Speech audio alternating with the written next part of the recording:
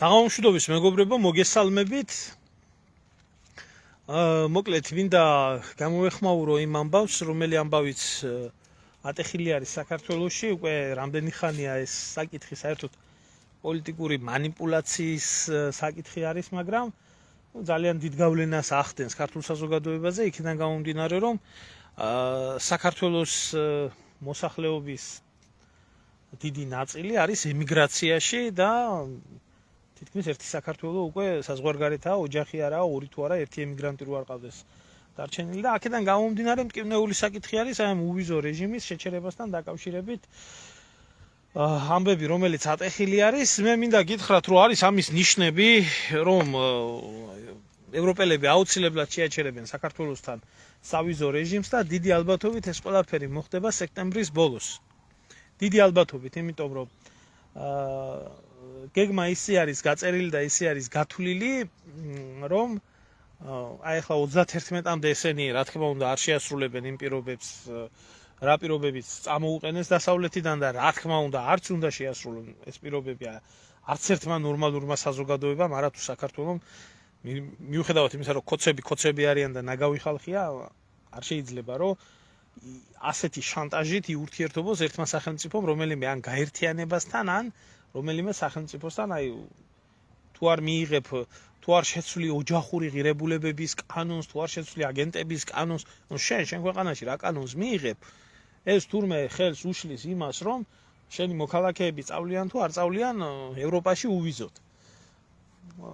ინსინუაციის პოლიტიკური ვაჭრობის საკითხი არის და არასწორად არის და უმადურად არის საქართველოს მოქალაქეების მიმართებაში დაყენებული.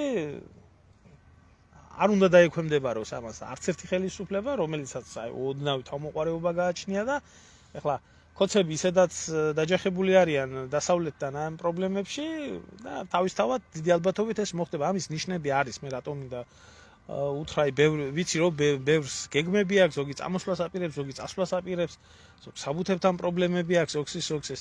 ამიტომ დიდი ალბათობით ეს აუცილებლად მოხდება სექტემბრის ბოლოს და არ არის ისე როგორც იყო ადრე.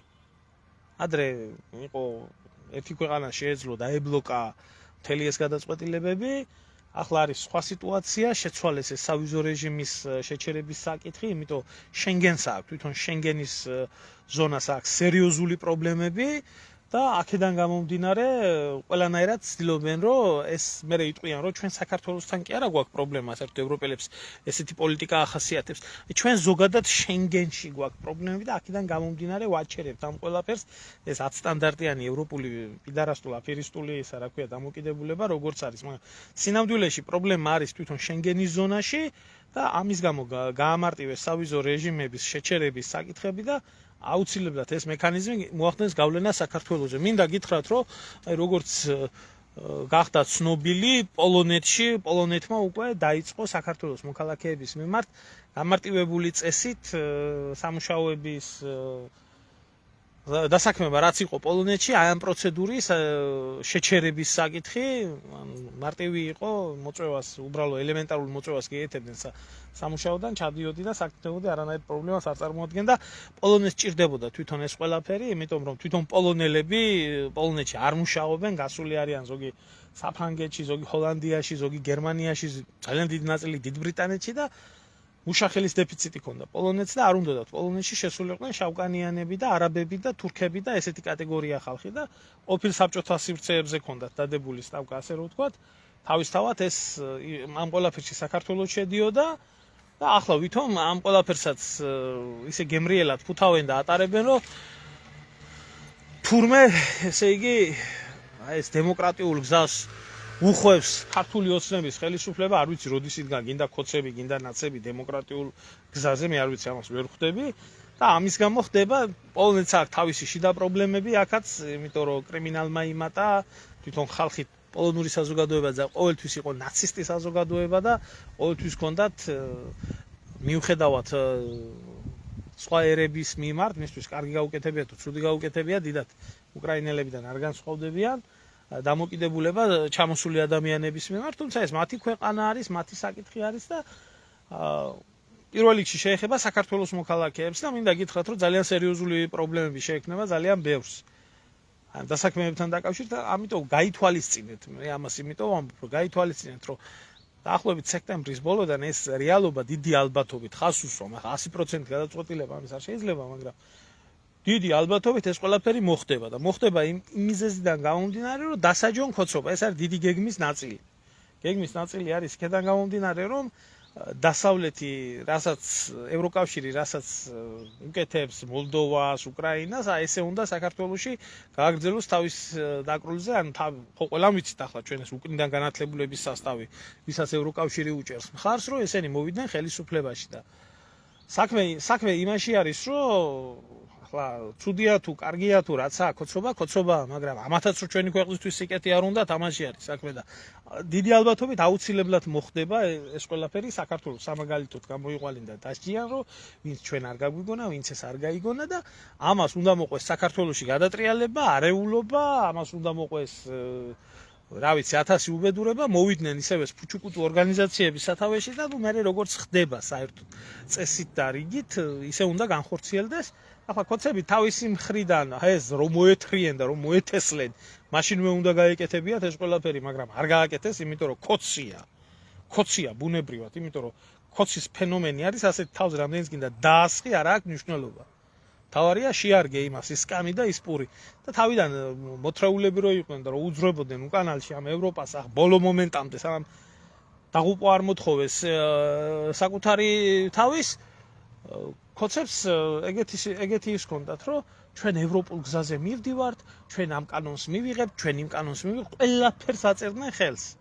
მაგრამ აი ახლა უკვე რადგანაც ბოლო პერიოდი, ეს ბოლო 3 წელიწადია, რადგანაც დაეძაბათ ურთიერთობა, იზოლებული გახდნენ, სწორი ნაბიჯები გადაედგათ და ეს რა ქვია, არასამთავრობო ორგანიზაციების აკრძალვა და არასამთავრობო ორგანიზაციების ასე რომ ვთქვათ დაყადაღება და ეს დაიწყეს. დღეს სხვათა შორის გავრცელდა ინფორმაცია 7 არასამთავრობო ორგანიზაცია გამოვიდა აი ესა გამოვიდა ვინცა მთავარი სოროსელები და მათი ამფსონები, რომლებიც სამშობლოს ღალატში ჩვეულებრივად იღებდნენ ფულს და ძღებოდნენ ამ წლების მანძილზე და გამოვიდა ბაია პატარაია და უკაცრავად, ეხლა ცოტა შავი იუმორისთვის, მაგრამ მაგის ორგანიზაცია ფუჩუს თურმე დაადეს პლომბი და დაღუპულან რა. რა თურმე ორგანიზაცია ფუჩუ ვეღარ დაიცავს თურმე ვერც იურიდიული დახმარებით, ვერც ამით, ვერც იმით და ამდენ სიკეთეს აკეთებდნენ თურმე ესენი და მოკლედ ლუკმა გამოუვარდათ პირიდან. და ეხლა ფუჩუების დაყადაღება ამდენი ხანი ვერ ბედავდნენ, ვერ ახერხებდნენ, მაგრამ რადგანაც ახლა ახერხებენ და რადგანაც ახლა უნდათ დაბლოკვა და გაფუჭება ამ ყველაფრის გამომდინარე აქედან მოახდენენ ამ ორგანიზაციების ალბათ აკრძალვასაც, იმიტომ რომ ყადაღის შემდეგ ეს ყველაფერი განხორციელდება ისე როგორც უნდა განხორციელდეს. და თავისთავად დაყადაღებული ფუჩუები ყველაფერზე წავლენ. ხო, აი ამაში არის საქმე, რომ მთელი სერიოზული პრობლემა იმიტომ რომ დასავლეთის დასაყრდენი, საქართველოს სპეცსამსახურების დასაყრდენი არის ეს ორგანიზაციები და ესაა მათი სამოქალაქო არმია, ასე რომ ვთქვათ. და დარჩენ ახლა რა ულუკმაპუროთ დარჩენილი ფუჩუ კიდე საშიშია რა, იმიტომ რომ 1000 პრობლემა შექმნის საქართველოში და კოცებმა სხვათა შორის საშიშია საქმე იცი და მეცინება, აი არჩევნები როდესაც მოდის, რომ კოცები რო განსაკუთრებულად კონსერვატორები ხდებიან და განსაკუთრებულად რო აი პატრიოტიზმს ამჟღავნებენ არათუ აი ამ სივრცეზე, რომელ სივრცესაც პოლიტიკა ეხება და აი პოლიტიკური ამბები, აი ასევე ჩემოკარგებო დღეს აი კოცებმა ახამდე ხო ნარკოტიკებს გამოუცხადეს ბრძოლა ნარკოტიკების მიმართებაში ჰქონდათ. დღეს იყო ერთი ძალიან სასწაული ამბავი მოხდა.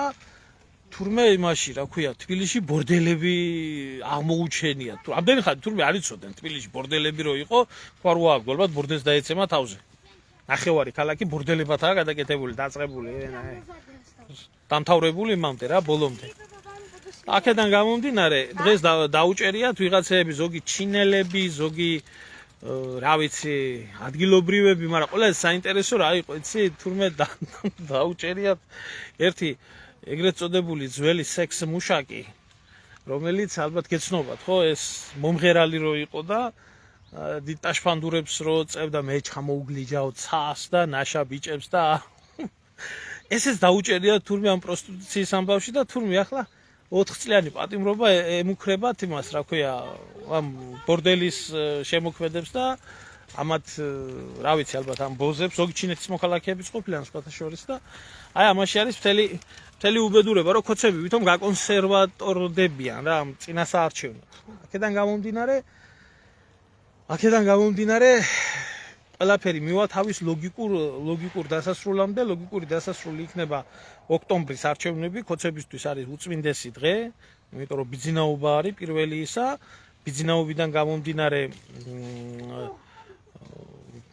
1 ოქტომბერი ბიძინაობაა და მე სულ ეს ქოცების ტრიუმფი ოქტომბერს ემთხვევა და ესენი თავისას ახლა ცოცხალი თავით ამ სკამს დავიმას არ დათმობენ და რევოლუციური სცენარები წავა საქართველოში აუცილებლად.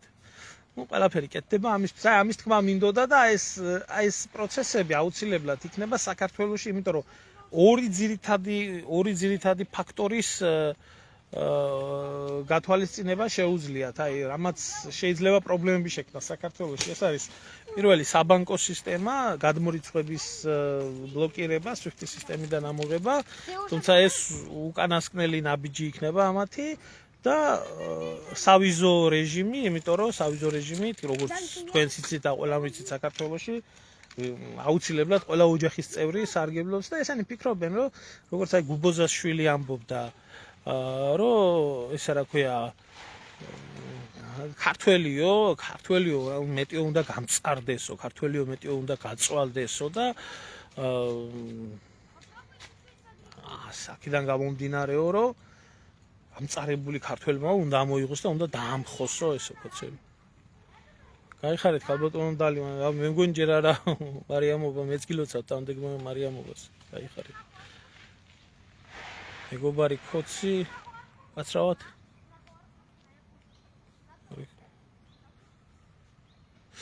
ნუ ახლა ჩემო კარგო რა არის, იცი, არსებობს მონებს შორის განსხვავებაც, კაცო. ახლა ორივე რომ მტერია ჩვენი ქვეყნის და ორივე რომ დამაქცევარია ქვეყნის, ამას რა თუნდა ლაპარაკი, მაგრამ ეს არ ნიშნავს, რომ ორივე 100%-ით ყურმოჭრილი მონა არის ამათი რა.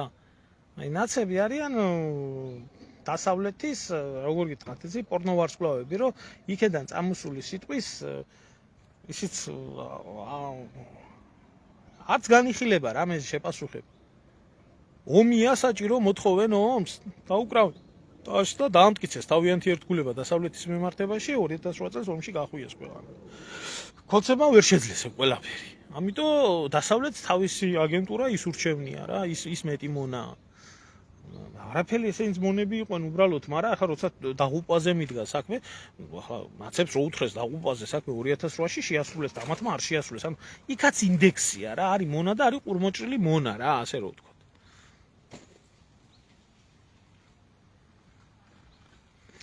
ნუ აქამდე მომღერალი იყო, ნაშა ბიჭებს მღეროდა და აი არის სხვათა შორის ქოცების ტელევიზიაში პოსტივში იყო გამოჯგემილი და რა ვიცი ახლა აყვავეს ეს ბოზი ჩათლახი ხალი და თურმე აგერ რა თურმე მამაშა ყოფილა გამართვა. აბა ახლა რა იქნებოდა ამას ის არ იქნებოდა რა ქვია ხელოვნების ცენტრი შექმნილი სადმე და იქნებოდა საუნა და ბორდელი, აბა რაც გამოდიოდა იმას აკეთებდა და ამდენი ხანი აპიარებდნენ და ახლა გაწირეს რა. გაიხარეთ. მაგრამ აი მე ყველაზე მეტად მენიშნება აქ, როდესაც ქოცებმა გაბედეს და სოროსის ფონდი დაპლომბეს, ასე რომ ვთქვათ და მაგათი ორგანიზაცია ფუჩუები დაპლომბეს, ეს უკვე იმას ნიშნავს, რომ ამის იქეთ ნაბიჯი არა. ხო? ნუ ახლა მე რას ვამბობ, იცით, რა თქმა უნდა, მონაა და მე უბრალოდ ვხსნი, იმიტომ ხალხს ახლა ვინმეს არ ეგონოს, რომ აი მე ვფიქრობდი, რომ ქოცები ნაცებიდან ამით განსხვავდება. ორივე მოღალატე ძალა, ჩვეულებრივად მოღალატე ძალა. ჩვეულებრივად რა, ანუ არაფერში ესენი არ განსხვავდებიან. განსხვავება არის უბრალოდ ერთი რაღაცის, ანუ ქოცებს ნაცებიდან განსხვავებით, სხვა სხვა უფრო მეტი დიდი ბატონებიც ყავთ. ხო წავლიან ჩინელებს შეუძრებიან, წავლიან რუსებს ახლა რუსებთან ნაცებიც რო იყვნენ შემძრალი ისე უნდა, მაგრამ ესენი სხვა ფორმით უძრებიან, აგერ ირანს სხვა ფორმით შეუძრებიან, აგერ აზერბაიჯანს სხვა ფორმით შეუძრებიან და ნაცებს ამ კუთხით აქვთ ერთი გამოკვეთილი, რა ქვია, რომ ჩვენთვის დასავლეთის სიტყვა არის კანონი, რასაც იტყვიან ევროპიდან და რასაც იტყვიან ამერიკიდან, ჩვენ მზად ვართ შევუძრეთ. ანუ აქ ამაში არის საქმე, იცით? ანუ ორივე მოღალატეა, მაგრამ ერთს განსაკუთრებით ერთი ისაყავს, რა ქვია, ბატონ პატრონი. გაიხარეთ, კალბატონო, გაიხარეთ თქვენც ასევე და სრულიად საქართველოს ღმერთო დაასრულე ეს მარაზმი საქართველოში რაც ხდება. გაიხარე ჩემო ძმაო, გაიხარე, იმედია მოხდება ეგ ყველაფერი რა. და მე უბრალოდ იმას ვეუბნები, რომ ბევრს აინტერესებს აქ რა ხდება ევროპაში, აქ აი ნახეთ პოლონეთში რა ხდება. პოლონეთში უკვე ნაციონალისტებმა სერიოზულად დაიწყეს გამოსვლა და ქუჩაში დაპირისპირება ხალხთან რა.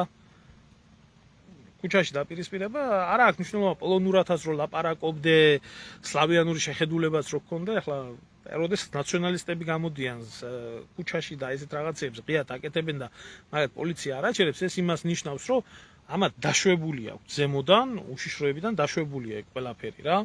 როდესაც ეს არის დაშვებული, თავისთავად ეს ვრცელდება ხალხზე და პოლონეთში ძალიან ბევრი ქართველი არის. მე თვითონაც დავიდან პოლონეთში ვიყავი და უამრავი ქართველი პირველ გზას ამას გადის, რომ ჩამოდის და ჯერ პოლონეთში იმყოფება და არის ძალიან სახიფათო პერიოდი რა. ძალიან სახიფათო პერიოდი არის. ნუ ფაქტია, რომ პოლონეთში მოვიდა ნაციონალისტი ისა პრეზიდენტი, რომელიც გაატარებს თავის პოლიტიკას.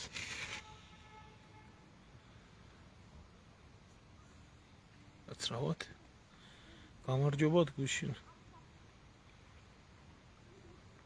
ახლა თეოფილე იძახდა ვითო. ეს ხო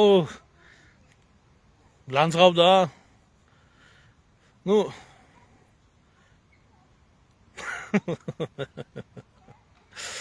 ესე იგი თეოფილე გამოვიდა, ლანძღვა დაუწყო დემურ გიორხელიძეს და ჩემზე ამბობდა, რომ ფულები ააგროვა და ფული იშოვა, რაში ჭირდებოდა ხალხს.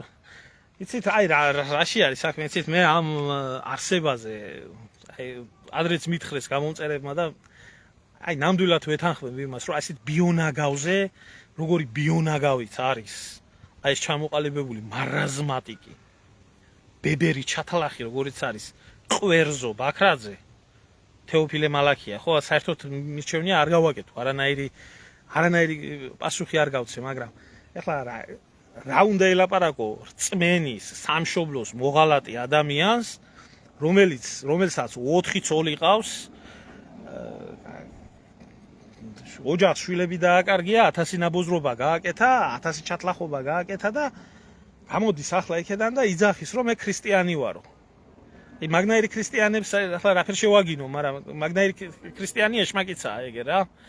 ხო და ახლა გიორხელიძეს დაუწყებდა რა თქმა უნდა ლანძღვაგინებას, იმიტომ რომ აი ეს ხო ეგ საერთოდ ავადმყოფი არის. ავადმყოფი ჩამოყალიბებული ავადმყოფი არის, ჩვეულებრივი ფსიქოპათი არის, რომელსაც ყავს სრულიად განულებული, აი ავადმყოფობის დონემდე ეს გამოყლეებული ხალხი ბოდიშით ამ სიტყვაზე შემოკრებილი ბიბლიას ასწავლის თურმე და უხსნეს ამ დასწირებულ ხალხს. ჩამოყალიბებული სირები, რა უნდათ რომ ვერ გაიგებ და თავი ყავს ღმერთად გამოცხადებული. დააბერდი შეშობელძაღლო 90 წელს მიაღწე, ვაცი გონია რა დაფიქრდი, რა ან სიკვდილზე იფიქრე, ან რამეზე იფიქრე და არა. ასე მოიწვევს ხალხს შენ დაუწყებს აფირისტულ ლაპარაკს, ამას, იმას, შენი ჭილმე, შენ გენაცვალე, ჰაი, ჰუი, რაღაცა და მე დაუწყებს ამ ხალხს ლანძღვაგინებას და 1000 ტალახებს ვაღ გიორხელიძეს, რა თქმა უნდა, ხო გიორხელიძეს ინტელექტ რო მოისმენდა და ხალხის კომენტარებს წაიკითხებდა, რა თქმა უნდა დაუწყებდა კბენას და რა შეეხება ახლა ჩემ მიმართებაში ყვერზო მალაფია, რა თქმა უნდა დიდი ხანია გადაკიდებული არის და არც რა სიტყვის ახლა ფილმი გადაიღო და ესო ფული ააგროვა, რომელი ფული ავაგროვე, რომელი ფული ავაგროვე, ერთი რაღაცა თქვი, ვისაც გაქვს სურვილი მონაწილეობა მიიღოთ, 5 ლარი, 10 ლარი, ვისაც ექნებათ სურვილი, ჩარიცხეთ თუ გინდა თქვა, რომ აი რაღაცაში მონაწილედ ჩათვალოთ თავი თქვა და ეგ იყო დაახლოებით რა ვიცი, არც გამიმეორებია მის მერე რაც ეს პოსტი მქონდა დადებული და ამ გაჭირვებული ხალხის გადმორიცხული ფულით ერთი კამერა ვიღიდე და დავდიოდი ამით და გადავიღე ფილმი. რა ვიცი, ახლა აბა ჰოლივუდის ფილმს ხო ვერ გადავიღებდი, გადავიღე ის რაც გადავიღე, ახლა ხარისხი როგორი გამოვიდა და რანაირი გამოვიდა, ეგ რომელი პროფესიონალი რეჟისორი მე ვნახა, მოვიარე 19 ქალაქი. რაც იყო ადამიანების ინტერვიუები, გადავიღე და ვაჩვენე და ასევე ის დასკვნა რაც იყო და ახლა თეოფილე მალაფიას და მისნაირ ჯიჟდაჯილაკს მე ერთ რაღაცას ვქებთ, ახლა არ მინდოდა რა ამის თქმა. ესა უბინძურესი ადამიანი. მათხოვარი არა ჯერ მის მრევლს მინდა უთხრა. ერთხელ დამირეკა საფრანგეთში რო ვიყავი. ესე იგი თხოვდა ეგეთ რაღაცას, რომ ვიღაცაო ჩემიო მრევლი არისო. ხო და დაიწყო ამ ბიჭის ლანძღვა, გათახსირება, გამოთახსირება, სულელიაო, ეგიაო, გიჟიაო, ასიაო, ისიაო და მოკლედო ავიცი ახლა რაში მაინტერესებდა მისი ოჯახური ამბები, გამოაგდესო გარეთო და ხო არ შეგიძლიაო მიმიქციო ყურადღებაო რა და მე ვთხარი მე ერთი სხვაგან ვიყავი, ის სხვაგან იყო და უთხარი გასაგებენაზე რომ ახლა მე თვითონაც მეგობრებთან ავარ და ხან ერთ მეგობართან ავარ, ხან მეორე მეგობართან ავარ, სახლ ჩემთვის არ მოუწიათ და ის მე არა მაქვს და ეს მე არა მაქვს მეთქი და რა ვიცი რა შემეძლება მე ვთხარი დავარიგებ მაინც როგორ უნდა მოიქცეს და რანაირად უნდა მოიქცეს მეთქი და დახმარებით მე რა უნდა დავხმარებოდი, მაგენი ყრიან, აი 30 წელიწადია და ფეხი-ფეხზეა გადადებული და ფულის და იმის რა შეულებენ, გამოიგზავნოთ ფული. ბიჭი ქუჩაში იყო დარჩენილი, ჩემგან იყო ერთი 800-900 კილომეტრით დაშორებული და ქუჩაში რჩებოდა, იმაში პარკში და იმაში იძინებდა და გამოეგზავნოთ მაგას და მის სამრევლოს ერთი 200 ევრო მაინც თითო ევრო რო დაედოთ, ერთი 200-მდე დებილი კი ყავ შემოგრებელი და ერთ დღამეს მაინც გაათევდა იმაში, რა ქვია, სასტუმროში. აი ეს არის თეოფილე მალაფია, დიდი ქრისტიანი. ჯერ რაფერ ლანძღავდა ზურგს უკან, ახლა არ მინდა იმაზე ლაპარაკი რა, ეგა უნაგვესი ადამიანი და ახლა მაგნაირმა ადამიანმა უნდა ლანძღოს და უნდა მაგინოს, მაგან რო ჩემზე კაი თქვა, ალბათ თავი მექნება მოსაკლავი. გამიმძელდა ბიონაგავზე ლაპარაკი.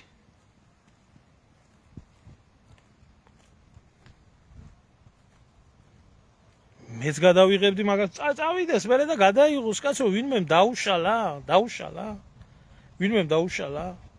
მე ის გადავიღე რაც იყო რასაც ვხედავდი რეალობას და რა უბედურებაც ხდება საქართველოში თავისი მტკიცებულებით რასაც წერდა ფრანგული დასკვნა და რაც ხდებოდა ადგილზე და 100 ადამიანიდან 5 ადამიანმა გამოაცხადა თანხმობა დანარჩენი ჩავიდოდი მივიდოდი შემპირდებოდნენ და ბოლოს ვარს მეუბნებოდნენ ამის გულისთვის მომიწია მთელი 7-8 თვე წამწალი მთელ საფრანგეთში თავიდან ბოლომდე და ეხლა ყვერზო მალაფიას ფეხი-ფეხზეა გადადებული და რაღაცას ტლიკინებს და ოღონ მაგას სხვა გაალანძღია და შენ ხარ ყვერზო მალაფია ჩამოყალიბებული ხსნელი ამ ხალხის და რა ვიცი ახლა არ ვიცი შენს მერე რა იქნება ეს არ ვიცი შენ დაყლებული მრევლს აეშველება თუ არა არ შეიძლება რა გითხრა რა ვერ გევიგე მე მაგაცი ხან პოლიტიკოსია ხან კრიტიკოსია ისე მოხდა მაგას ინდიკოსი და მისნაირ დასირებულებს რა ხო ეგეთი მათხოვარმა ხალხმა იმას ქნა კაცო ჩამოყალიბებული თაღლითია ერთი აპირისტია და ყავს ეს ბებერი გამოშტერებული ხალხი და ელაპარაკება ვითომ სიკვდილზე ვითომ სიცოცხლეზე ვითომ იმაზე ვითომ ამაზე ჭეშმარიტ ღმერთზე უნდა გელაპარაკო რა ეს თეოფილე რა ვიცი ახ კეიტყვიან ახ თეოფილეს რომ აგიეთქვა კი არა მთელი ჩემი ცხოვრების მანძილზე რა ვიცი ხან რუსეთი აგენტი ვიყავი ერთი პერიოდი ლონდონის აგენტი ვიყავი ერთი პერიოდი რამისი და მოკლედ არ ღირს ახლა მოვანტყოფს ფლის ლაპარაკი მე ბატონი ყვერზოს ბოდვას ნახდათ ვერ უსმენ რა ვიცი რო დამიკავშირდა თავიდან მისი ერთ-ერთი ცოლი დამიკავშირდა რა ვიცი გარემი აქვს თუ ქარამხანა აქვს გახსნილი და ეთქია ხო შეიძლება ადამიანი იყოს რა ვიცი გამორჩეული აზროვნებით რაღაცით 1000 ბინძურეს ადამიანზე ამოდენ პირადად თუ არ გაიცნობ ვინაა და რა და რას წარმოადგენს მანამდე ვერ მიხვდები ხო აი მეთქი არა ინტელექტის ამბავი შავი ხელებისო ხო არ ეშინიაონჯადო ქარი ხო არა ვარო და გავიცანი ახლა დაველაპარაკე კაცო და გამოჩნდა რომ სუფთა სირი ყოფილა და რა იბოდიალოს კაცო იბოდიალოს ერთი პერიოდი ნეტაშვილი მყავდესო მაგნაირი მე რომ მაგნაირი მამამ ყოლოდა თავი მექნებოდა მოსაკლავ ჰანებებული მაგ თავი მაგ ნერვიულობ არა ის დამისვეს უბრალოდ კითხვა არც ვიცოდი მე მქონდა ვინმეს ეგეთი სიბრძნეები ჩემზე და თქვა მინდა მოკლედ ყვერზოს თავი ნახდათ არ მაქვს მაგნარი ყვერზოებით სავსეა ისა რა ქვია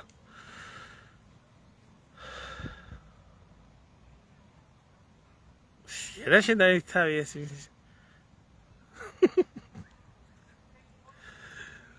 აი ვიდა და აი ჩამოყალიბებული გარბატი ერთი რა აი რა არ მინდა მაგაზე ლაპარაკი მოკლედ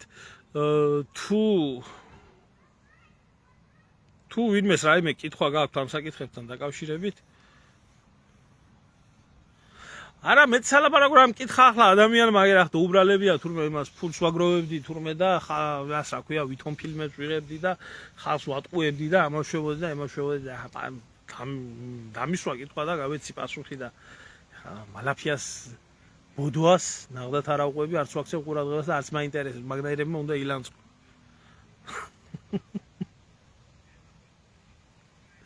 თუ არიცი არცაა საჭირო იცოდი არის რა ერთი თაღლითი რა ჩვეულებრივად გამოცხადებულ მთელი ცხოვრება რო იმაში ალი ხო და მოკლედ ესე იქნება რა სავარაუდოდ ეხა ძალიან ცხელი შემოდგომა იქნება მოსალოდნელი და დიდი არეულობა იქნება საქართველოში არ ვიცი თუ ეყოფათ ძალები და რესურსები შეიძლება შეარყიონ ახლა ვიღაცას ეს შეიძლება ასე და ისე მოეჩვენოს მაგრამ ხალხო ესე იგი როგორ გითხრათ იცი 500 გადატრიალება არის მომხდარი 1950 წლიდან დღემდე რომელიც გარედან ფინანსდება ეს უკვე მომხდარი რაცა რაშიც ზოგადად მონაწილეობენ აი რაც აი ცდელობა არის ხელისუფლების შეცვლის აი მსოფლიო მასშტაბით ეს რომ გამოთვალოთ დაახლოებით არის დღეში 2 მცდელობა მთელი მსოფლიოს მასშტაბით რო აიღოთ აფრიკის ქვეყნები, აზიის ქვეყნები, სამხრეთ ამერიკის ქვეყნები, აი სადაც ხელისუფლება ვერაა ძლიერი და სადაც რყევადი არის რა ძალაუფლება.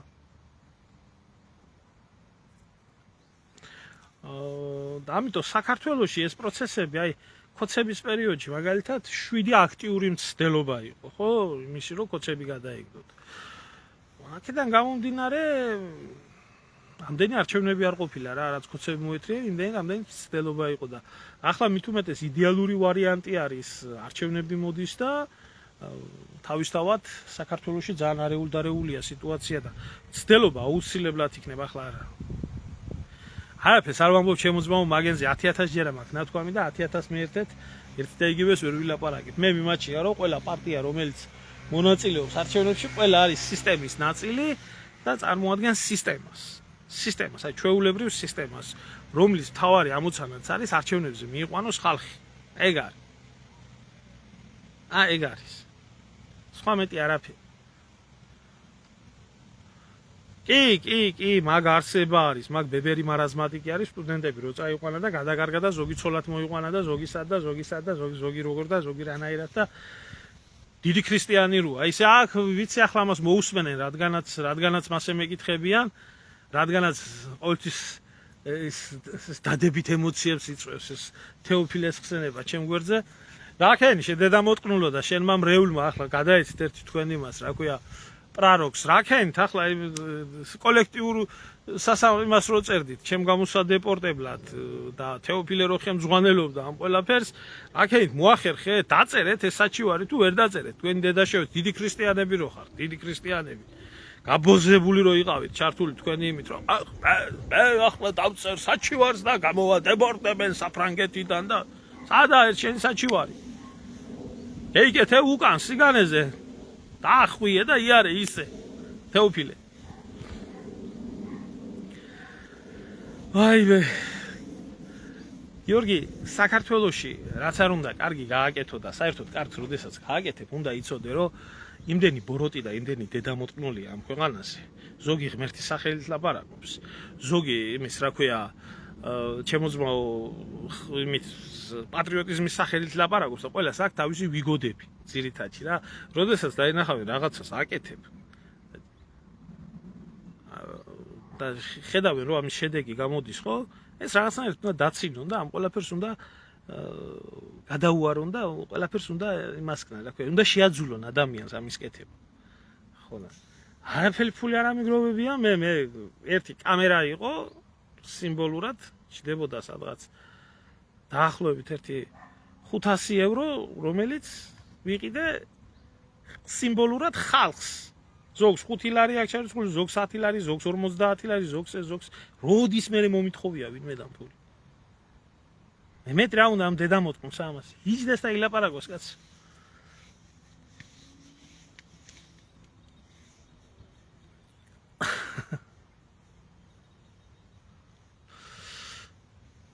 ხო, რა თქმა უნდა. ეხლა იმიტომ რომ ერთი რაღაცაც არის, ახლა თუ ჩავარდა ეს დასავლეთის აგენტურა, ეს ევროკავშირელები საქართველოში, ჩათვალეთ რომ კარგახანი ვეღარ წამოწევენ თავს. იმიტომ ეს კოცებმა რაც ეს კანონები მიიღეს, ეგრეთ წოდებული ფარას კანონი და ეგრეთ წოდებული გამჭვირვალეობის კანონს, რასაც ეძახიან, ეს თავის თავში უბრალოდ ძირკვავს აი ამ აგენტურის ქსელს და ამჟღავნებს და დარჩება თვითონ ბიზნეს მონები საქართველოში და ეს არასამთავრობო ორგანიზაციები ჩავარდებიან უბედურ დღეში. შავ ქეშქეშ ფულებს თუ შემოიტანენ და ეს შავით და ქეშქეში ფულები აი ეს ვერაფერს ვერ გააკეთებენ და ახლა საქართველოს არა ისეთი ქვეყანა მაგალითად რომელიმე თქვა დიდი უცხოური კომპანია იყოს შემოსული საქართველოში და იმ კომპანიის ანგარიშებიდან ხდებოდეს ამაც აი იყო მაგალითად გვატემალაში იყო რომელიღაცა ბანანების კომპანია იყო რომელმაც ფული დაარიგა დიქტატურის ჩამოსგდებაში და სინამდვილეში ეს იყო ცერეუს ფილმი. არ ვიცი ალბათონო ეხა მაგის ავანტყოფ ტვინს ვინს დევს წევიდეს ბიზია 4 ცოლთან თითო შვილები ყავს დაჩენილი და წაი და მიხედე და არჩინე და გაზარდე, მაგრამ შენაირები თუ გამევიდნენ შენი შვილები თავი აქვს ყველას მოსაგლავ.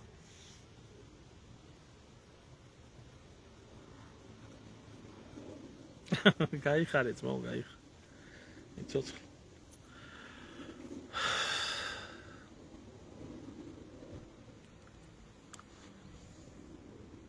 ჩემო რუსლან, არანაირი მესამე ძალა ვერანაირი მესამე ძალა კი არა, პირველი ძალა ვერ შეიკრიბება საქართველოში, იმიტომ რომ აბსოლუტურად ყველაფერი არის აი ამათ კონტროლის ქვეშ, ჯარი ამათ კონტროლის ქვეშაა, პოლიცია ამათ კონტროლის ქვეშაა, უშიშროება ამათ კონტროლის ქვეშაა, მსხვილი ბიზნესი ამათ კონტროლის ქვეშ არის და თუ რაიმე გამოჩნდება ესეთი ძალა, რომელიც ძალაც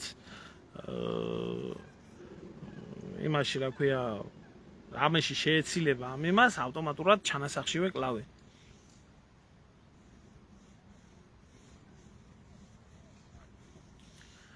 ამიტომ მე ძალიან სკეპტიკურად უყურებ იმას, რომ ქვეყნის შიგნით რამე არის შესაძლებელი. იმდენად გაძლიერებული არის რეჟიმი და იმდენად ძლიერად აკონტროლებს ამ ეს რაც ღიად არის და ახლა თითო კორპუსში 14-15 უშიშროების ნასეთქა არის საქართველოში ჩამჯდარი, რომელიც რეჟიმს იცავს.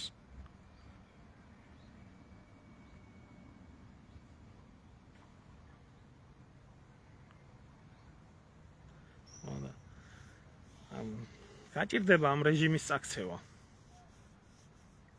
მაგრამ ნახოთ. იმიტომ ეს ორი დიდი ბოროტი ძალაა, ნაცები და კოცები და ნახოთ რა იქნება. ყოველ შემთხვევაში ერთი რაღაცის თქმა 100%-ით შემიძლია, რომ ჩვენთან ცუც და უარეს შორის არაფერი უკეთესობისკენ არ იქნება. რა კიდეც კოცებიც რო გადავარდნენ, ხო? არაფერი სიკეთე საქართველოსთვის არ მოვა, უარესი და უარესი. სამწუხაროდ ეგრეა. სანამ თვითონ მოსახლეობა და სახალხო მე გეუბნები, სანამ საერთო სახალხო ამბოხი არ მოხდება საქართველოში, აი სანამ ადამიანები არ გააცნობიერებენ იმას, რომ ნაცია თუ კოცია, რომ არჩევნებით არაფერი არ ხდება და დავანებოთ ამ ყველაფერს თავიდან ეროვნული მიზნებისთვის გავერთიანდეთ და მოვთხოვოთ სისტემას, რომ ეს გააკეთოს, ან დავანგრიოთ ეს სისტემა და მოვიქცეთ ისე, როგორც ნორმალური სახელმწიფო უნდა ეწყოს. მანამდე არაფერი არ იქნება. მანამდე ესა ყველაფერი ცირკი და ამ ცირკში ვინც მონაწილეობს, ჩვეულებრივი კლოუნები არიან და ჩვეულებრივი სისტემის გამправლებლები. ახლა თქვენ თუ გონიათ ვინმე რომ ივანიშვილს და მის კოცობას, რომლებმაც ამ წლების ჯერ ივანიშვილს ამდენი ფული და ოხრობა ჰქონდა და ამდენი ხნის მანძილზე რაც ამათმა ქვეყნის ძარცვით და ფულიშოვით, ტყავებით ფული იშოვეს, გამოგლიჯავთ ხელიდან ხელისუფლებას ძალიან მეეჭვება. მოკლედ დაგემშვიდობებით მიჯდებოდა ტელეფონი და იძულებული ვარ დაგემშვიდობოთ კარგად ბრძანდებოდეთ მადლობა ყველას ყურადღებისთვის